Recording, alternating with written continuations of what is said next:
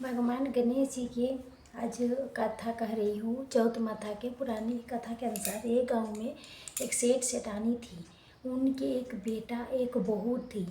वो बहू सबके भोजन करा के फिर स्वयं भोजन करती थी।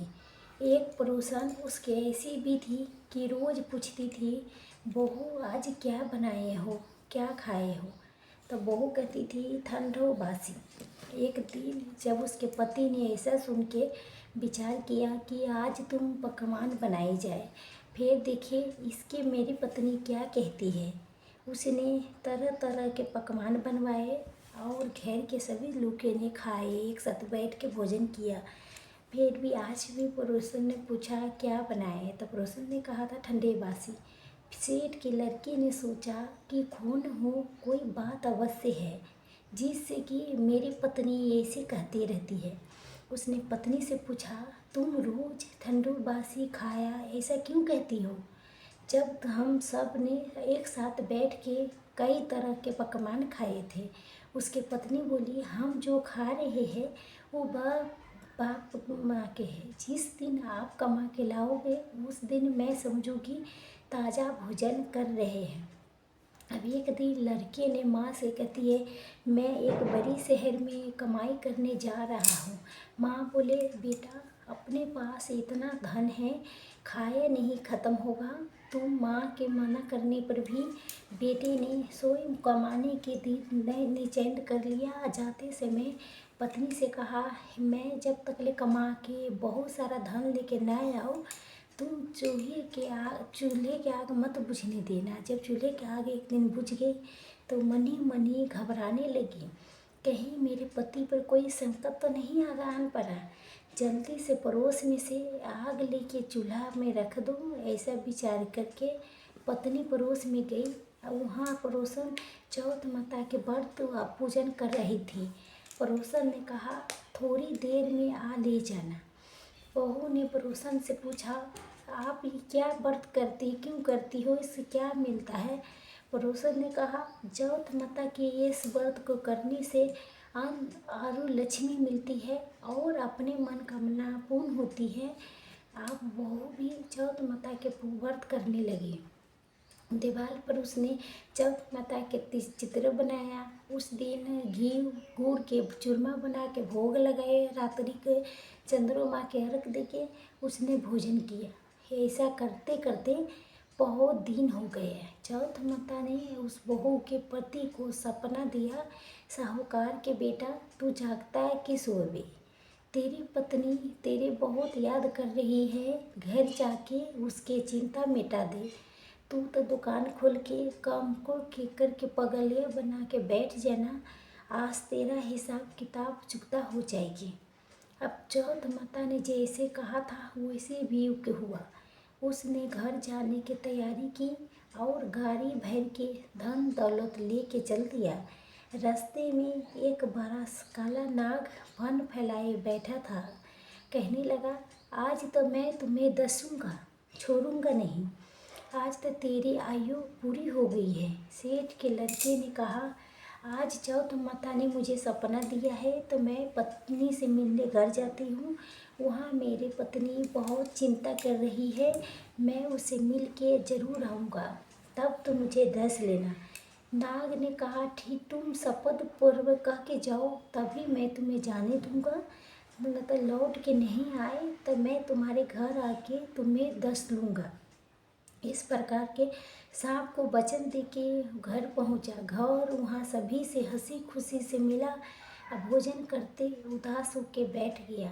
उसके पत्नी ने उदास होने के कारण पूछा तो पति ने काल वाले बातें बताते हुए पति ने कहा पत्नी कि अगर मैं उसके पास नहीं जाऊँगा तो वो घर आके मुझे दस लेगी। पत्नी बहुत चतुर थी। उसने कहा, आप घबराओ नहीं, लेट जाओ, मैं एक उपाय करता हूँ। पत्नी ने कमरे के 7 पीढ़ी धोए। पहली पीढ़ी पर रेत, दूसरी पीढ़ी पर इत्र, तीसरी पर गुलाल फूल, चौथी पर कंकुर सेकर, पाँचवीं पर लड्डू पेड़ा, छठी पर गादरी गणेश, सातवीं पर पीढ़ी पर दूध के कटोरा भर के रख दिया। इस प्रकार के 7 पीढ़ी सजा के बैठ गई।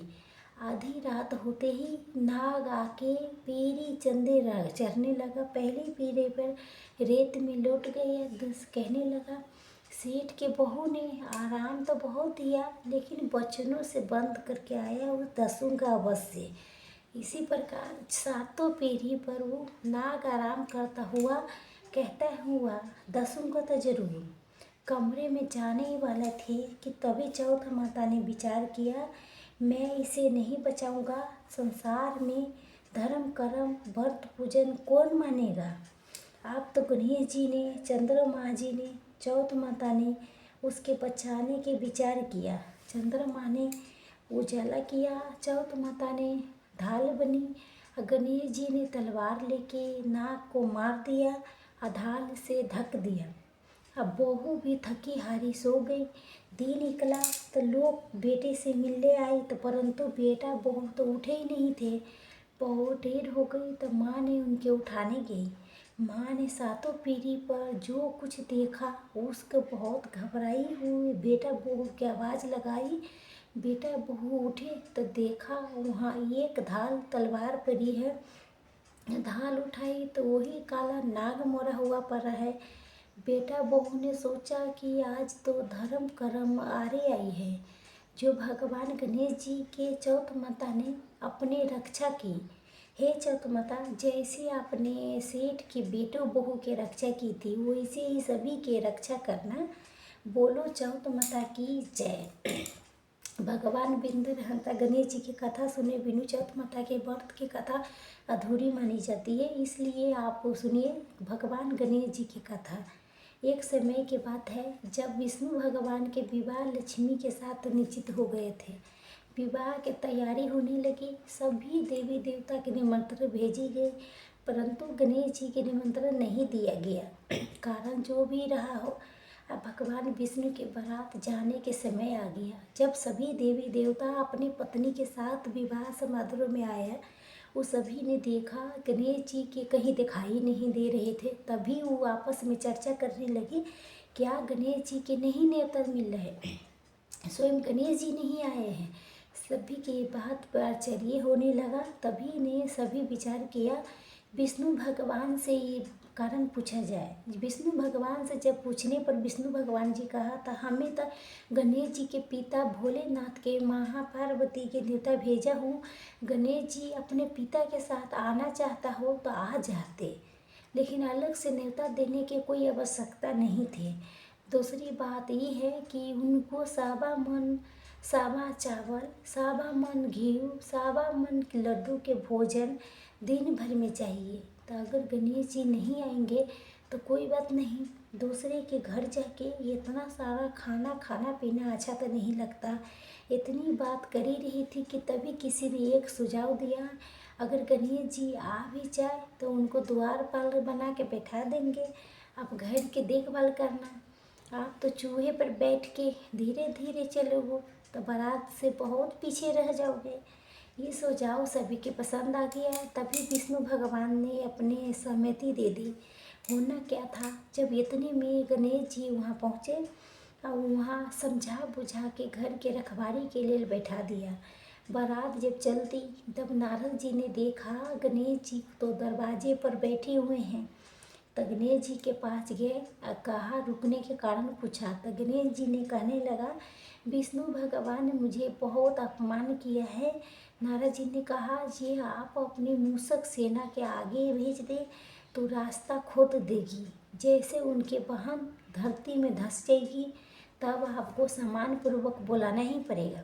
आप तो गणेश जी ने अपनी मूषक सेना जल्दी से आगे भेज दी और सेना ने जमीन पोली कर दी। जब बारात वहाँ से निकली तो रथों के पहिए धरती में धंस गई। लाख कोशिश करने के बाद भी पहिया नहीं निकली। सभी ने अपने अपने उपाय किए, लेकिन पहिए तो नहीं निकली, लेकिन जगह जगह से टूट गए। किसी के समझ में नहीं आ रहा था कि अब क्या किया जाए। अब तो नारद जी भी कहा था, आप लोगों ने गणेश जी के अपमान किए कि अच्छा नहीं किया।